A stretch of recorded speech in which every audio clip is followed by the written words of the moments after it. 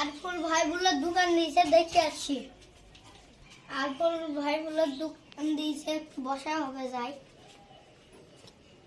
ও ভাই কেমন আছো?